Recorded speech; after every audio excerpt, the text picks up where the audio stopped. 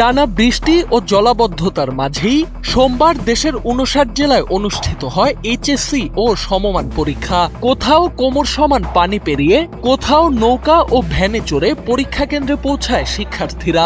বৈরী আবহাওয়ার মধ্যে অনুষ্ঠিত ষষ্ঠ দিনের এই পরীক্ষায় অংশ নেয়নি বিপুল সংখ্যক পরীক্ষার্থী।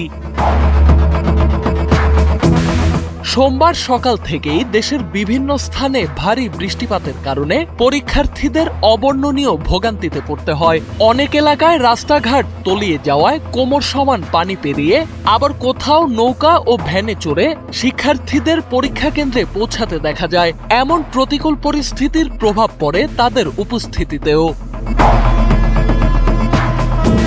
সোমবার সারা দেশে অনুপস্থিত ছিলেন মোট ১৯,৫৯২ জন পরীক্ষার্থী।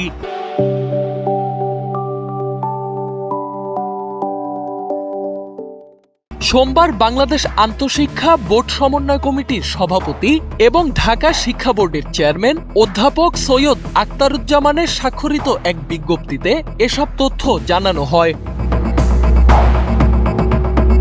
প্রকাশিত পরিসংখ্যান অনুযায়ী এদিন ৮টি সাধারণ শিক্ষা বোর্ডে সর্বমোট অনুপস্থিত ছিলেন ১১,৭২৯ জন শিক্ষার্থী। অন্যদিকে মাদ্রাসা শিক্ষা বোর্ডের অধীনে ইংরেজি দ্বিতীয় পত্র পরীক্ষায় মোট অনুপস্থিতির সংখ্যা ৫,১৭০ জন। এছাড়া কারিগরি বোর্ডের অধীনে অফিস ম্যানেজমেন্ট ও ব্যবসা সংগঠন বিষয়ের পরীক্ষায় অনুপস্থিত ছিলেন ২,৬৯৩ জন। উল্লেখ্য, চলমান বৈরী আবহাওয়া ও বন্যা পরিস্থিতির কারণে চট্টগ্রাম শিক্ষা বোর্ডের অধীনে সব জেলার এইচএসসি ও সমমানের পরীক্ষা আগামী ১৬ জুলাই পর্যন্ত স্থগিত করে শিক্ষা মন্ত্রণালয়। সোহানাল রাজি, এনপিবি।